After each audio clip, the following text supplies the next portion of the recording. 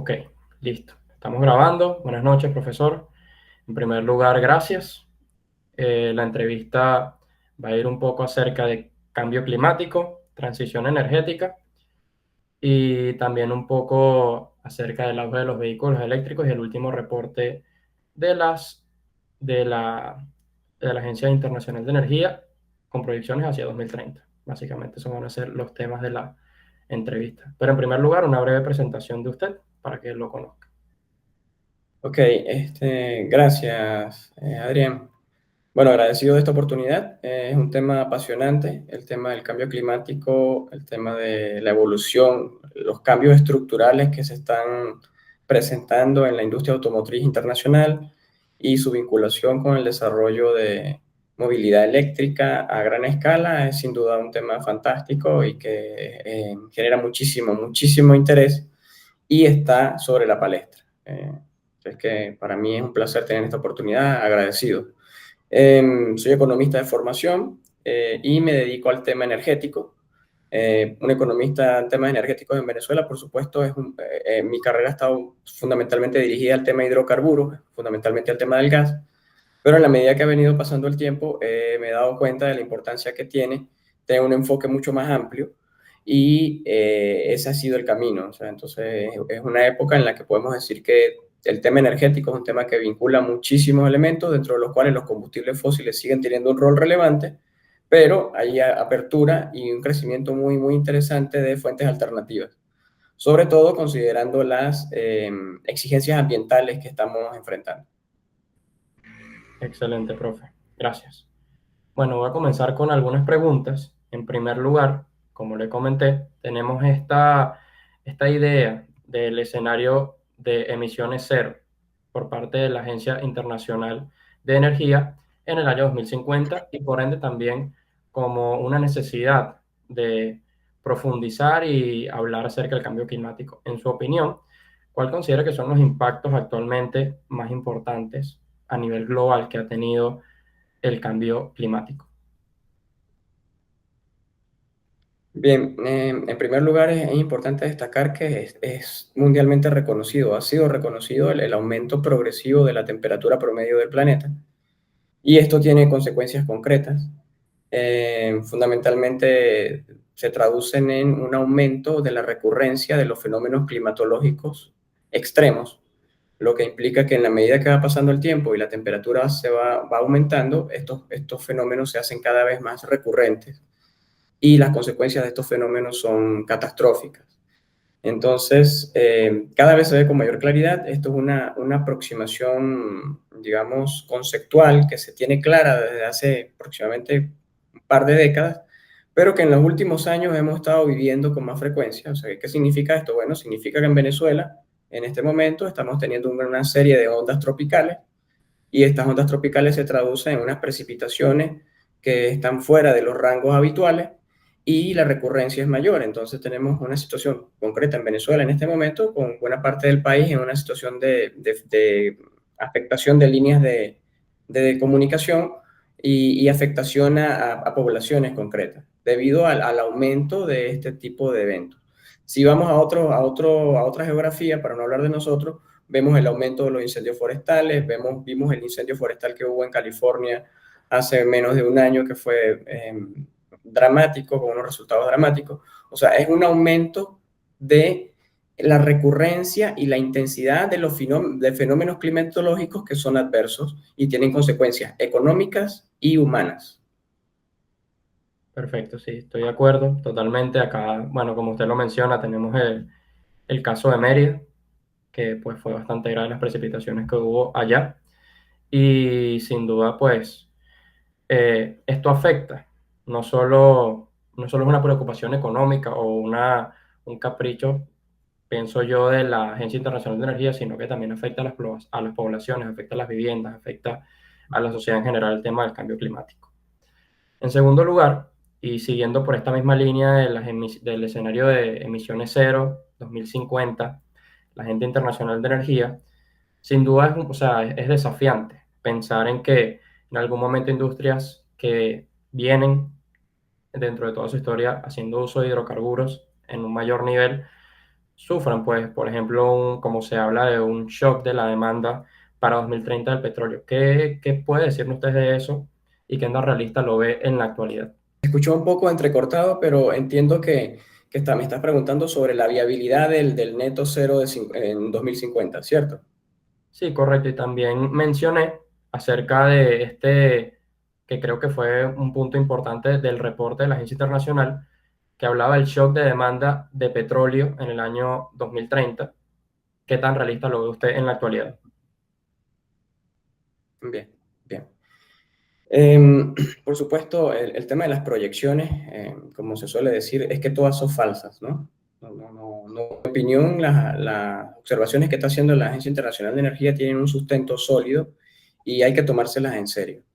Entonces, veamos los dos puntos. Desde el punto de vista de las emisiones cero, la Agencia Internacional de Energía ha señalado que tal y como estamos, y si logramos cumplir con todo lo que nos hemos comprometido, estamos hablando del planeta en su conjunto, no estamos alcanzando el neto cero de emisiones, ¿ok? O sea, se está haciendo un esfuerzo extraordinario, pero digamos que el neto cero de emisiones asociado a evitar que el aumento sea de 1,5 grados centígrados, se ve muy, muy difícil que lo logremos alcanzar, ¿ok? Sin embargo, por supuesto, la Agencia Internacional de Energía está colocando todo el esfuerzo en hacer, digamos, en mostrar, en dar cuenta de lo difícil que es alcanzar ese escenario y en consecuencia llamar la atención para que las medidas que se estén tomando sean lo suficientemente agresivas, ¿ok? Y efectivas para poder alcanzar ese nivel.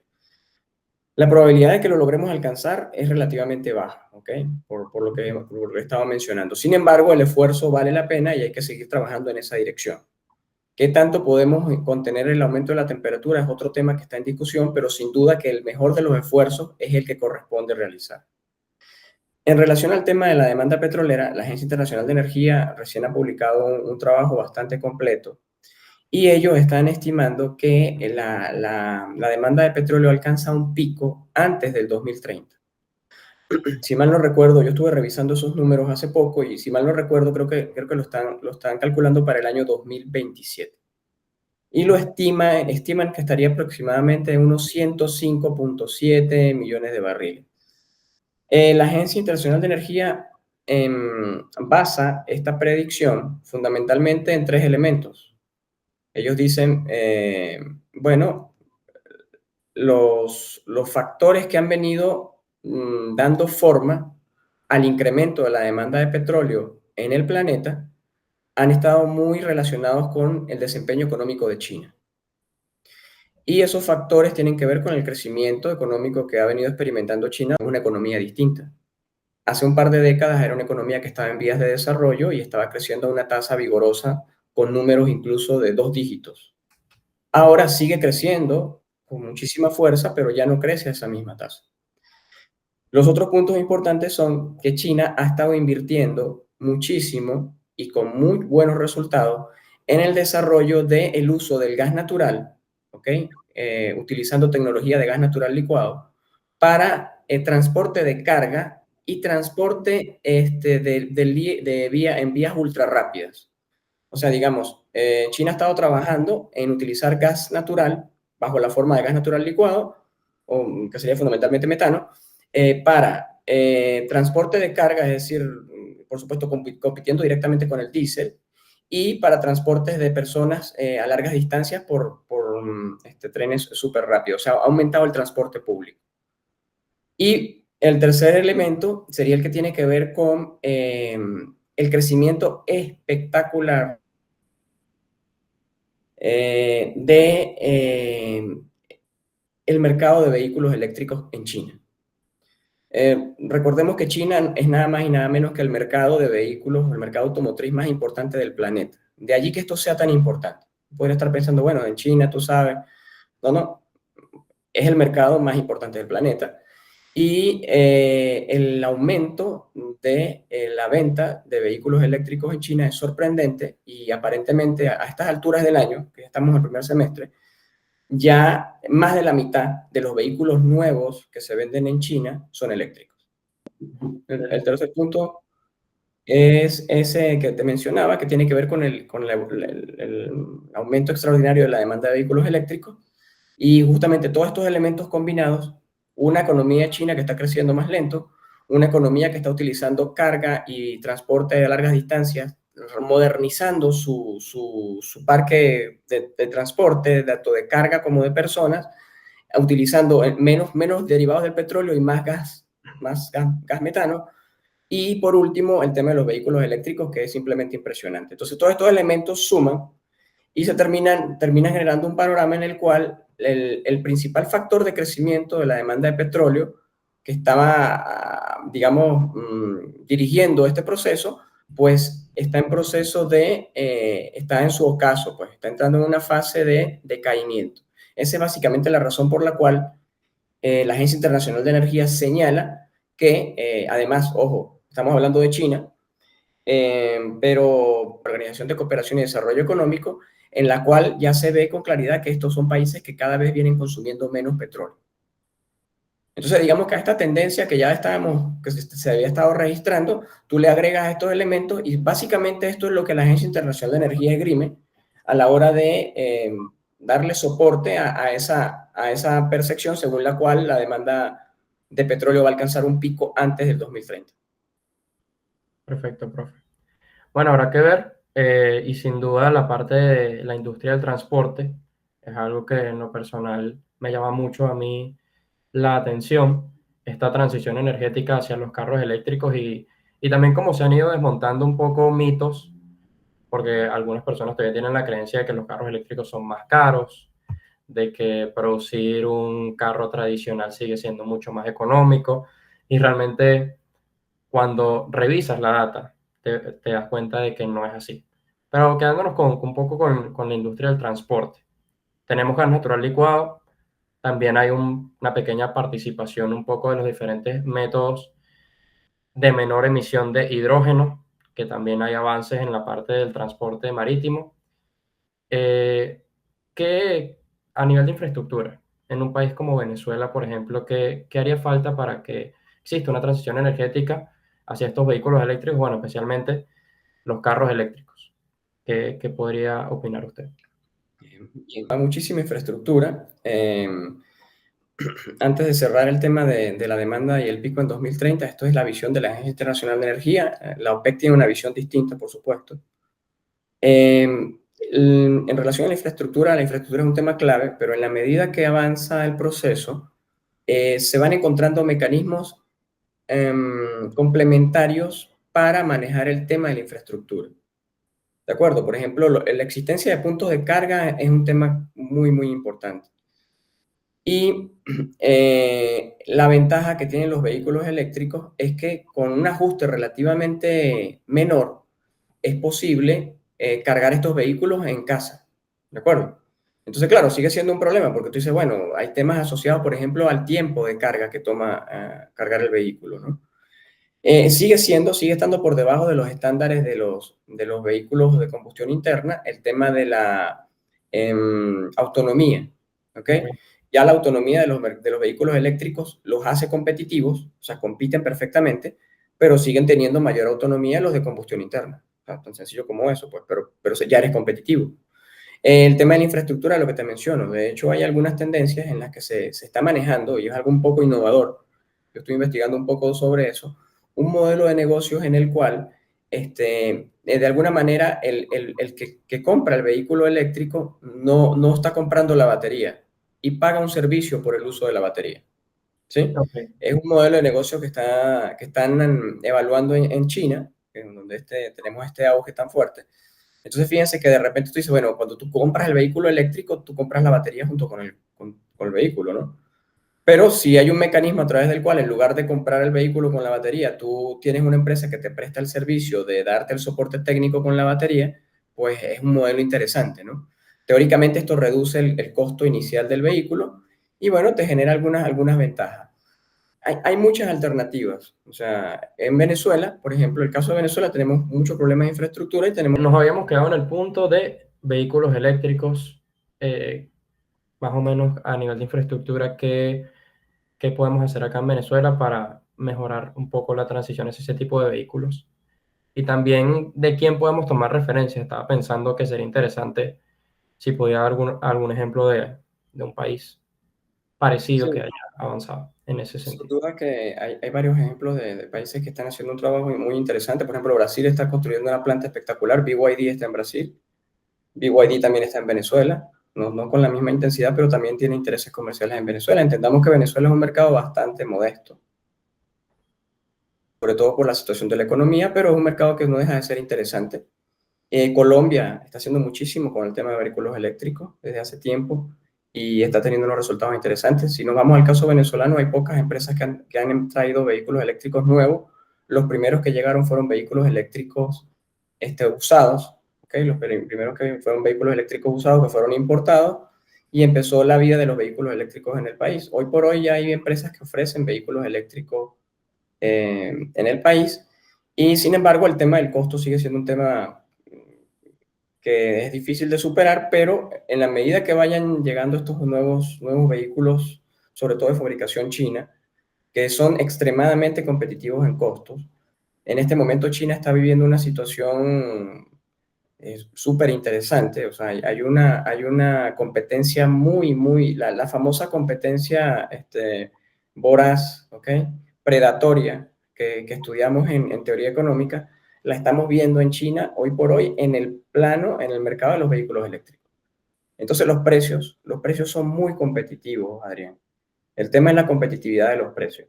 Y si los precios son competitivos, tendrías que tener una industria asociada de servicios y que ayuden en alguna medida a suplir las deficiencias que tiene el sistema. En estos casos es necesario encontrar aquellas oportunidades de negocios que te ayudan a aprovechar la característica estructural que tiene el sistema. El sistema no está bien. Nuestro sistema de distribución y transmisión de energía eléctrica y de generación tampoco está en buen estado. Tenemos un sistema está muy, digamos, afectado por falta de mantenimiento, pero es el sistema con el que contamos. O sea, hay temas allí que hay que trabajar y fortalecer ese sistema y puede haber algunas oportunidades para servicios, de empresas que puedan prestar servicios hacia esas nuevas oportunidades que se abren. Es cuestión de tiempo y el argumento más poderoso es el precio. Los precios son competitivos, los vehículos eléctricos pueden llegar a Venezuela a precios competitivos y si la gente los compró cuando llegaban a precios no tan competitivos, imagínate que esos dos llegasen a ser competitivos. Hay oportunidades allí. Por supuesto, no estaremos participando con la misma intensidad que otros países como Colombia, Brasil, países que tienen un gran avance en temas de movilidad como Chile, por ejemplo, donde han avanzado muchísimo el uso del hidrógeno, Uruguay. O sea, hay varios países. Latinoamérica ha venido avanzando en este proceso y tiene una agenda muy nutrida. O sea, en Latinoamérica se están haciendo muchas cosas con vehículos eléctricos, muchas cosas con vehículos híbridos, muchas cosas con hidrógeno. Realmente Venezuela está un poco fuera de esa dinámica tan interesante que está experimentando la región. Perfecto, profe. Bueno, estoy de acuerdo. Sin duda, el tiempo va a ser el que decida. Yo, por ejemplo, puedo decir que yo lo vi en Uruguay, la presencia, por ejemplo, en este caso de la marca BYD, como había ya una preferencia de los propios locales hacia esa marca cuando eran carros eléctricos. Y es impresionante. Y a nivel subjetivo también puedo decir que los carros son extremadamente modernos, muy bonitos, y los planes de financiamiento también son interesantes. Así que bueno, aquí esperemos que en algún momento podamos vivir esa parte. Y bueno, profe, para Sí, cerrar, digamos que es un poco, Adrián, la situación de nuestro sistema interconectado y el problema de infraestructura sin duda que es bastante complejo, pero piensa en la inteligencia artificial. O sea, a pesar de los pesares, estamos usando inteligencia artificial. es ¿Me así. explico? Y bueno, tenemos la dicha de poder, si bien no en las mismas condiciones, ya nosotros hemos tenido un par de problemas con la conexión de Internet, pero aún estamos teniendo esta conversación. Entonces, digamos que más allá de esas dificultades, existe la posibilidad de que nosotros podamos aprovechar buena parte de lo que se puede aprovechar y bueno, son oportunidades de negocio muy, muy interesantes. Es así, profe. Para finalizar, bueno, hablamos un poco de cambio climático, su impacto Mm. cuál es la visión de la Agencia Internacional de Energía acerca de un poco la transición energética liderada obviamente por el petróleo, siendo este el hidrocarburo líder y que rige muchas veces el mercado en conflictos bélicos, en economía en general y también un poco más a lo micro, vehículos eléctricos. Ahora quiero saltar, para finalizar, un poco hacia otro tema. Y es qué importancia tiene la cooperación internacional y, por ejemplo, que se tomen medidas. Sí, básicamente medidas tomadas por el Estado para que se dé un escenario como el que plantea la Agencia Internacional de Energía de emisiones cero. Usted, por ejemplo, habló de China, sabemos que es un actor importante, pero también vemos el caso de países que a veces no cooperan. Naciones grandes como por ejemplo Estados Unidos que de repente dan un paso hacia atrás. ¿Qué tan importante es la participación pues de este tipo de estados?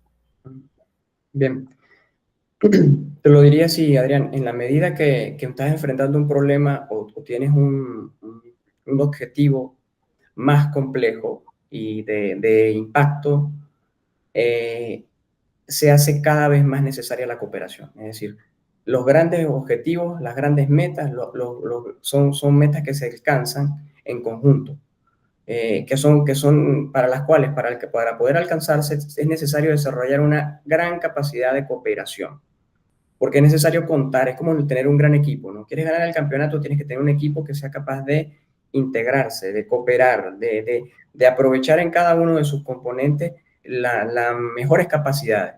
No tienes espacio para rivalidades de menor grado. Tiene que ser un proyecto que comprometa a los mejores talentos que a pesar de sus diferencias entienden, por eso son tan talentosos, que tienen cosas en común y que tienen metas en las cuales se pueden dar apoyo.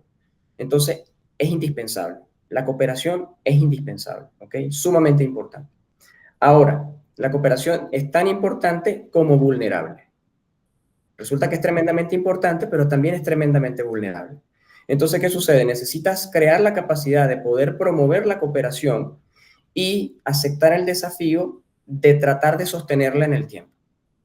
No siempre va a ser posible. Lo que está pasando en este momento con Estados Unidos es algo que no nos tiene que preocupar demasiado, sin duda que es un paso hacia atrás, ¿ok? Pero ya en el pasado ha habido pasos hacia atrás, es decir, nosotros tenemos varias décadas, el planeta tiene varias décadas discutiendo estos temas y en su momento era China que no lo convencía, que no estaba muy de acuerdo, que no le parecía, que entendía que este tipo de acuerdos estaban menoscabando su capacidad para desarrollarse. En su momento Rusia tenía sus observaciones, etcétera. Estados Unidos hubo una época en la que también las tuvo, ¿no? Digamos que nosotros alcanzamos un punto de cooperación, un éxtasis de cooperación con el Acuerdo de París en 2015 y tal vez la conclusión más importante de haber alcanzado ese nivel es que no es suficiente, no es suficiente. O sea, fíjense, la cooperación es indispensable, pero no es una condición suficiente, es una condición necesaria. Tiene que haber cooperación y esta tiene que ser efectiva, comprometida y en constante evolución. ¿De acuerdo? Entonces, bueno, es un desafío enorme. Eh, eh, la administración Trump ha decidido retirarse. La próxima conferencia de las partes va a ser en Brasil, en la ciudad de Belén. Veremos cómo participa Estados Unidos. Ya no está dentro del acuerdo, pero probablemente como esto se trata de un encuentro diplomático, entendamos que todos se retratan allí. Sí, este es un evento en el que asiste la diplomacia de todos los países que tienen, digamos, una posición relevante y no tan relevante en el planeta. Y son ámbitos diplomáticos en los que nadie quiere quedar excluido. Entonces veremos cómo actúa Estados Unidos en estos procesos y cómo es el que él va manejando la situación. Lo más importante aquí, Adrián, yo diría que es clave, que es que el tema es que las energías renovables son negocios. Cuando estamos hablando aquí de los carros eléctricos, estamos hablando de que, bueno, aquí puede llegar un carro eléctrico que puede ser competitivo. Cuando la gente saque las cuentas, se va a dar cuenta que le sale más económico utilizar uno que el otro. Cada quien va a hacer sus números. Y eso es lo que está ocurriendo. Entonces, cuando algo es redituable, ocurre. Y las energías renovables son redituables en Estados Unidos. Y van a seguir invirtiendo en energía renovable. ¿Por qué? Porque es un negocio. Claro, ya sin el amparo de aquel tremendo paraguas espectacular que estaba generando la administración Biden, pero aún así sigue siendo interesante invertir en energías renovables en Estados Unidos. Yo estoy seguro que los inversionistas que no tienen 2 días en esto y que saben que los vaivenes del mercado son parte de este negocio, están claros en que, bueno, si bien hay que ajustar los planes de inversión, también hay que esperar que el momento o las circunstancias cambien. Así es que hay que seguir avanzando. El problema sigue allí y el problema es un problema importante y bueno, ¿qué es lo que ahora procede? Bueno, dado que se ha roto la cooperación, hay que volver a encontrar mecanismos que nos permitan restablecer esa cooperación. Perfecto, profe.